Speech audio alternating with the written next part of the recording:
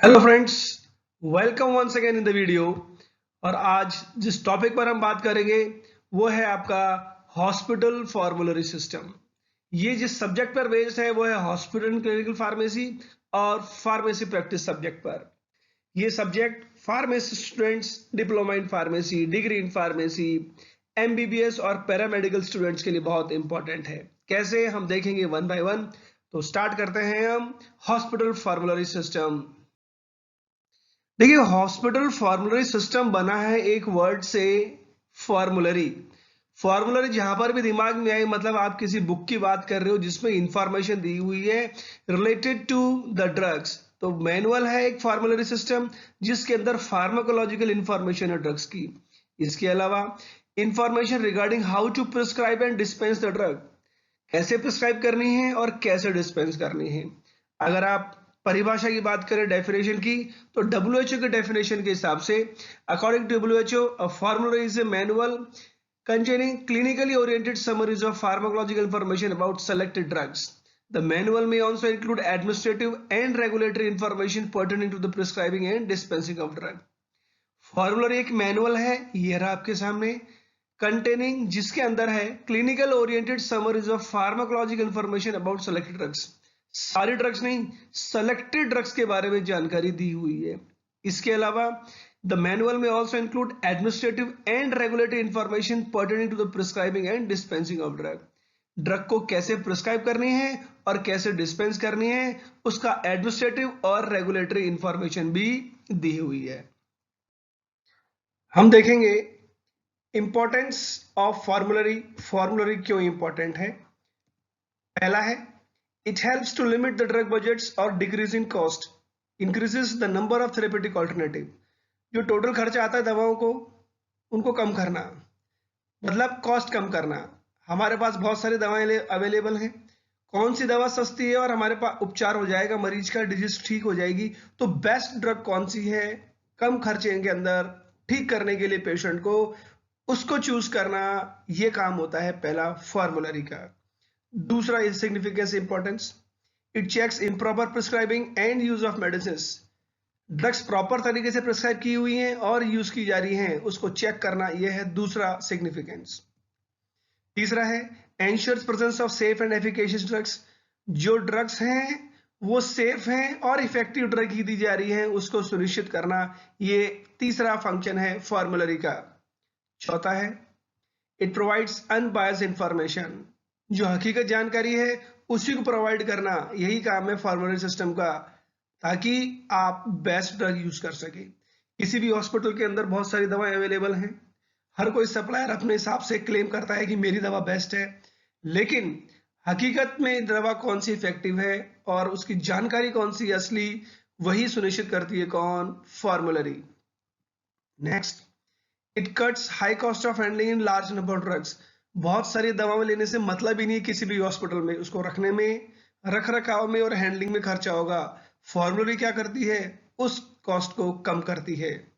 Next, it helps the health care providers in decision making and to ensure rational prescribing. जो health care providers हैं, physicians हैं या बाकी लोग जो हॉस्पिटल में इन्वॉल्व हैं, उनकी हेल्प करती है डिसीजन मेकिंग तय करने में, and to ensure rational prescribing of drugs, कि जो ड्रग्स हैं उनका यूज तार्किक हो, जो ड्रग दी जा रही है वास्तव में वो उसी काम के लिए दी जा रही है जिसके इसके लिए क्लेम किया जा रहा है। अब आता है अगला significance. In countries like India, where use of generic drugs is being promoted to reduce the healthcare burden on patients, formulary system can serve the purpose. Countries जैसी इंडिया, जैसे भारत देश में, जहां पर जेनरिक ड्रग्स को प्रमोट किया जा रहा है क्योंकि जेनरिक ड्रग्स सस्ती होती हैं in compare to brand drugs, वहां पर फॉर्मुलरी सिस्टम बेस्ट काम कर सकती है क्योंकि कॉस्ट कम हो जाएगी थेरेपी में। It ensures that high quality medicine are available to patient. ऐसा नहीं कि जेनरिक ड्रग्स क्वालिटी वाली नहीं होती हैं, फॉर्मुलरीज को एंश्योर करती है कि कौन सी जेनरिक ड्रग बेस्ट है, तो सस्ती तो होंगी सही, लेकिन साथ में ये भी एंश्योर करती है कि हाई क्वालिटी मेडिसिन अवेलेबल हो पेशेंट्स के लिए। It provides the practitioner with approved and efficacious medicine to treat the disease of the region और कंट्री।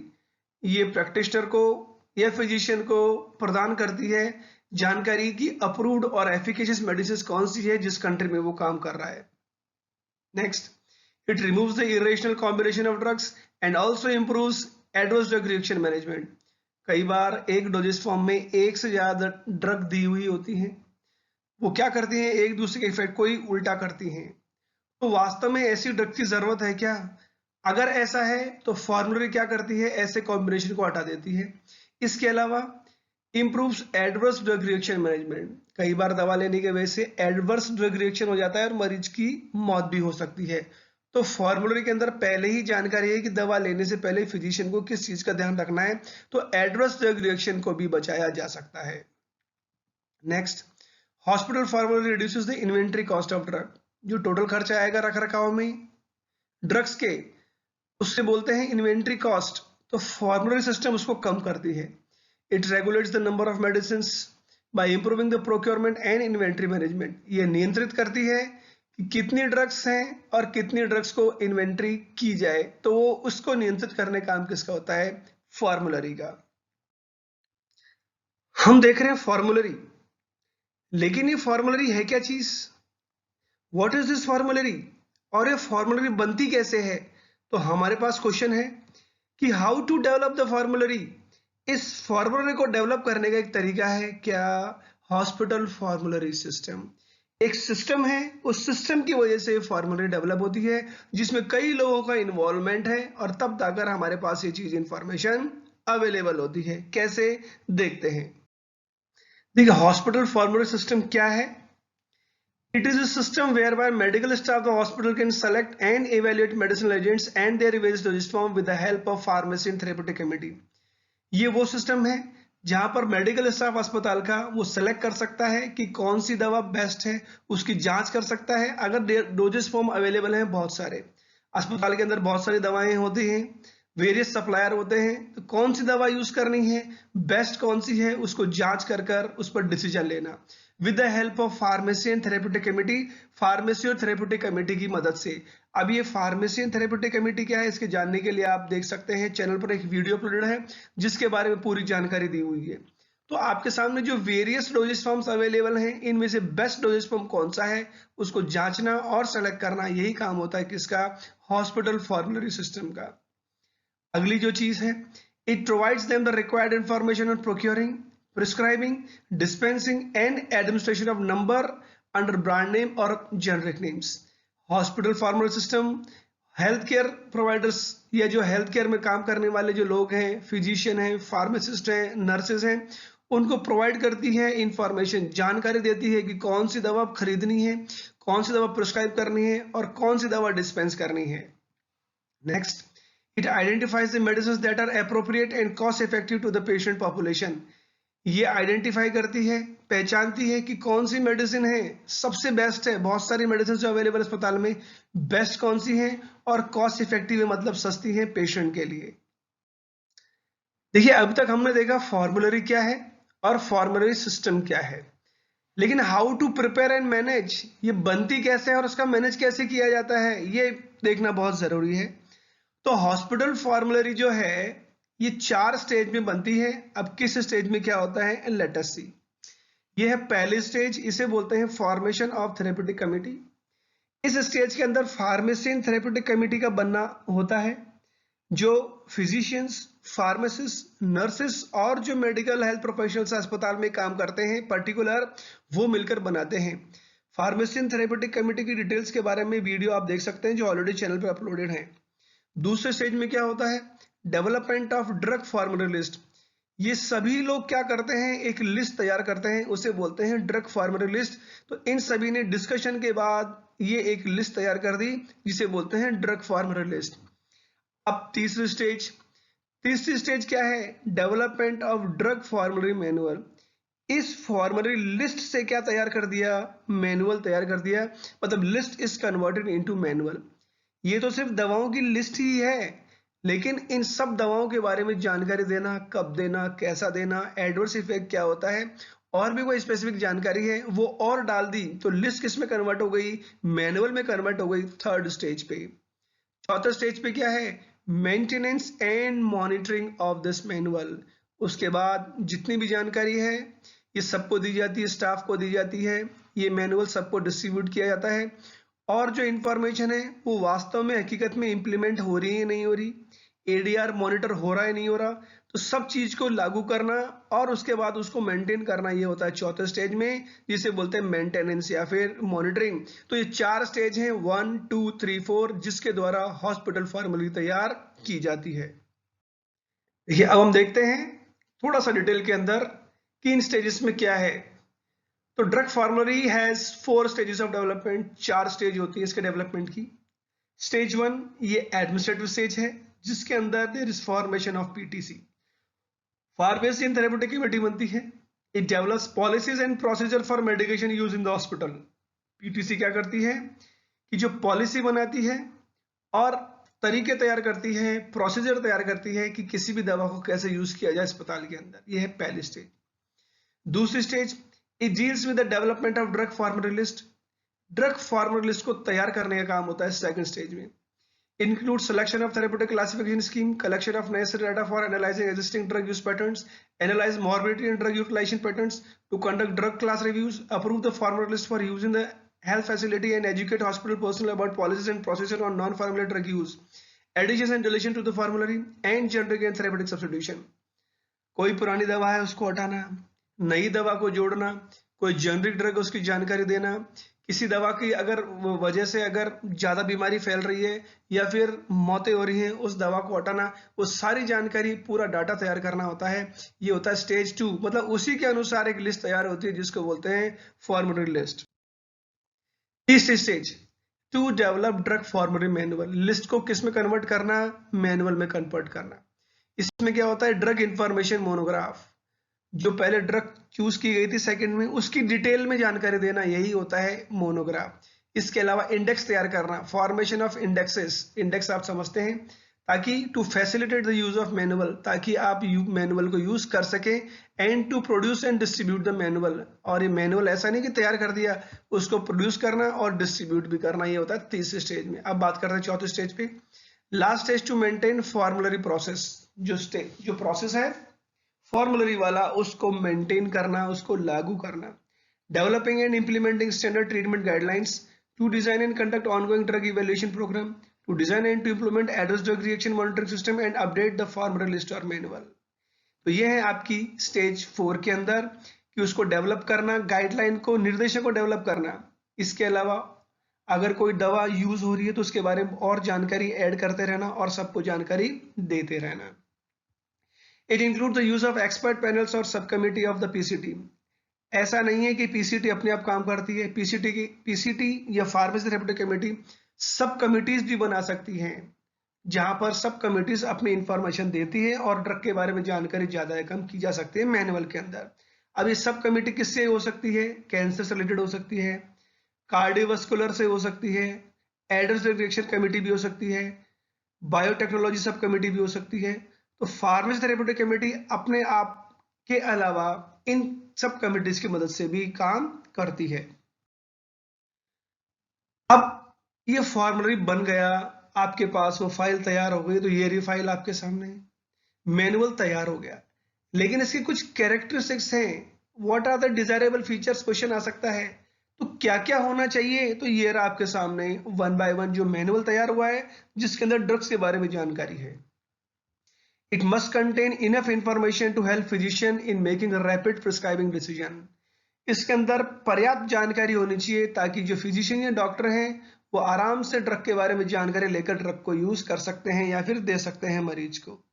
दूसरा, drug monograph of each drug is heart of the manual in the formulary should be as per PTC. जो drug के बारे में जानकारी है यही heart है मैनुअल का, लेकिन इसकी जानकारी पीटीसी के हिसाब से ही होनी चाहिए। फार्मेसी थेरेप्यूटिक कमेटी ने जो रिकमेंडेशन देनी है उसी के हिसाब से इसको तैयार किया जाना चाहिए। अगली कैरेक्टरिस्टिक, फिजिकल अपीयरेंस, दिखने में कैसी होनी चाहिए? तो it is a very important role, इसका बहुत इंपॉर्टेंट रोल है। अब कैसा होनी चाहिए ये? Manual should be visually pleasing, दिखने में सुंदर होना चाहिए, अट्रैक्टिव होना चाहिए, इजी टू रीड, आराम से पढ़ने में आ जाए, प्रोफेशनल अपीयरेंस, दिखने में प्रोफेशनल होना चाहिए। It can be a loose leaf book और a bound volume resembling a paper back book. ये लूज भी हो सकती है फाइल के जैसे भी, और या फिर बाउंड भी हो सकती है जैसे रजिस्टर होता है। It should be readily available to physician, physician को फटाफट अवेलेबल होनी चाहिए। Pharmacist and nurses all time, सबके पास जब कभी भी कोई भी चाहे उसके पास ये बुक अवेलेबल होनी चाहिए। It can be distributed to all the individuals in the healthcare setup, or it can place in patient care areas and the pharmacy department.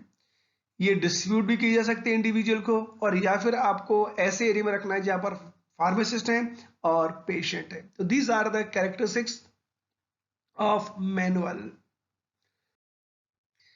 अब बात करते हैं कंपोजिशन या फिर कंटेंट ऑफ हॉस्पिटल फार्मूलरी। जो आपने रजिस्टर या बुक तैयार की है उसके अंदर क्या क्या होना चाहिए। हम कह सकते हैं a formulary must be prepared as under, उसको इस तरीके से तैयार करना चाहिए कि उसके अंदर क्या क्या है। टाइटल पेज, नाम से पता लग रहा है उसके अंदर टाइटल पेज होना चाहिए, जैसा कि हम हर बुक में देखते हैं। Name and titles of member of pharmacy therapeutic committee, क्योंकि ड्रग्स को डिसाइड करने वाले, लिस्ट में इंक्लूड करने वाले और उसका मैनुअल तैयार करने में फार्मेसी थेरेप्यूटिक कमेटी का बहुत अहम रोल है। यही पहली स्टेज होती है फॉर्मेशन। तो जितने भी मेंबर्स हैं उनका टाइटल और उनका नाम, उनकी जानकारी। दूसरा, तीसरा है टेबल ऑफ कंटेंट। जैसा कि हर बुक में हम जानते हैं कि टेबल ऑफ कंटेंट दिया होता है ताकि उसको कोई भी आदमी यूज कर सके। जो अगली चीज होनी चाहिए फॉर्मूलरी के अंदर वो है information of hospital policies and procedure related drug. Drug से संबंधित जो प्रोसीजर हैं और जो पॉलिसीज हैं हॉस्पिटल की वो होनी चाहिए। अब इसमें क्या क्या होना चाहिए। ऑब्जेक्टिव फॉर्मूलरी, फॉर्मूलरी के उद्देश्य क्या है। Hospital regulation procedure for prescribing and dispensing of drugs, जो अस्पताल के रेगुलेशन के लिए और प्रोसीजर जो लिखे हुए हैं ड्रग को प्रिस्क्राइब और डिस्पेंस करने के लिए, वो सब चीजें। तीसरा है hospital pharmacy service and procedure, hospital pharmacy की क्या सर्विस और प्रोसीजर है। Instructions on how to use formulary, formulary कैसे यूज कर सकते हैं उसके संबंध में निर्देश। पांचवी चीज आती है जो हॉस्पिटल फार्मूलरी में होनी चाहिए, ड्रग्स या फिर products used available in the hospital. अस्पताल में कौन से ड्रग्स या प्रोडक्ट्स अवेलेबल हैं, उसमें जेनरिक ब्रांड्स कौन से हैं, फार्माकोलॉजिकल थेरेप्यूटिक इंडेक्स, ड्रग का इंडेक्स किया हुआ फार्माकोलॉजिकल थेरेप्यूटिक, और आता है डिस्क्रिप्शन ऑफ ड्रग्स, ड्रग्स के बारे में डिस्क्रिप्शन मतलब विस्तृत जानकारी। अगला आता है appendix, guidelines for equipment etcetera. अगर कोई इक्विपमेंट है उसको कैसे यूज करना है, कैसे रखरखाव करना है, इसके बारे में जानकारी या दिशा निर्देश, ये आता है अपेंडिक्स में। इसके अलावा ड्रग्स के बारे में मोनोग्राफ दिया होना, मोनोग्राफ मतलब ड्रग के बारे में विस्तृत जानकारी। अब मोनोग्राफ में क्या क्या चीजें आती हैं जो दी हुई हैं फॉर्मूलरी के अंदर। तो monograph of each drug is decided by the PTC, pharmacy and therapeutic committee decide करती है हर ड्रग का monograph. It should contain the following information, इसमें ये इंफॉर्मेशन होनी चाहिए। इंट्रोडक्शन, ड्रग के बारे में introduction. Generic name of the drug, मतलब उसका फॉर्मूला क्या है। तीसरा है डोजेज रेजिमेन, कौन सा डोजेज रेजिमेन है। Side effect of the drug, जो पर्टिकुलर ड्रग की बात करें उसका साइड इफेक्ट क्या है। नेक्स्ट प्रिकॉशन, कौन सी सावधानियां लेनी है, किस पेशेंट को देना है किसको नहीं देना है। कॉन्ट्राइंडिकेशन ऑफ ड्रग, कहां पर ड्रग नहीं देनी है या किसी ड्रग के साथ इसको नहीं देना है। तो ये वाली सारी चीजें थी मोनोग्राफ के बारे में। अब हम बात करेंगे हॉस्पिटल फार्मरी के डिसएडवांटेज से रिलेटेड। हॉस्पिटल फार्मरी सिस्टम के कुछ डिसएडवांटेज भी हैं। अब तक हमने देखे सारे फायदे, अब देखते हैं वन बाय वन। पहला है hospital formulary system deprives the physician of the right to prescribe and obtain the brand of his choice. तो ये फार्मेसी एंड थेरेप्यूटिक कमेटी ने डिसाइड कर लिया कि जो टोटल ड्रग्स अवेलेबल हैं उनमें से ड्रग को यूज करना है और किस बीमारी के अंदर किस ड्रग को यूज करना है। तो एक बार डिसाइड हो गया, लेकिन अपनी मर्जी से वो दूसरी ड्रग यूज नहीं कर सकता। जो एक बार डिसाइड हो गया वही करना पड़ेगा। तो ये नो शब्द है। तो it deprives the physician right to prescribe and obtain the brand of his choice. अपनी मर्जी से कोई भी ब्रांड नहीं ले सकता है। ये एडवर्स इफेक्ट है किसका या ये डिसएडवांटेज है किसका, हॉस्पिटल फार्मूलरी सिस्टम का। दूसरा, the system is sometimes permit the pharmacist to act as a sole judge to which the brands of the drug to prescribe and dispense। इस फार्मरी सिस्टम के अंदर किस ड्रग को देना है ये डिसाइड करने वाला एक ही आदमी होता है, कौन, फार्मासिस्ट। तो pharmacist act as a sole जज, वही एक आदमी होता है जो डिसाइड करता है। Third, the system may allow buying inferior quality of drugs and may also not reduce the cost of drug dispensed to the patient or the third party payer. हो सकता है फार्मेसी एंड थेरेप्यूटिक कमेटी के अंदर ऐसी drug use की हुई जो inferior quality की हो सकता है पर्सनल इंटरेस्ट शामिल हो गया हो कमेटी का, तो ये भी चीज देखी जा सकती है फॉर्मुलेटरी सिस्टम में। तो दोस्तों यहाँ पर हम कंप्लीट करते हैं हॉस्पिटल एंड ड्रग फॉर्मुलेटरी सिस्टम के बारे में। उम्मीद है आपको पसंद आया होगा। अगर आपको पसंद आता है तो प्लीज इसे लाइक कीजिए। लाइक के अलावा आप सब्सक्राइब कीजिए चैनल, ताकि और भी वीडियो रिलीज हो आपके पास इंफॉर्मेशन आ सके। इसके अलावा वीडियो जैसे रिलीज हो आपके पास इंफॉर्मेशन आए, आपको बेल आइकन प्रेस करना है ताकि जैसे वीडियो रिलीज हो आपके पास इंफॉर्मेशन पहुंच सके। So keep in touch, best of luck, keep studying.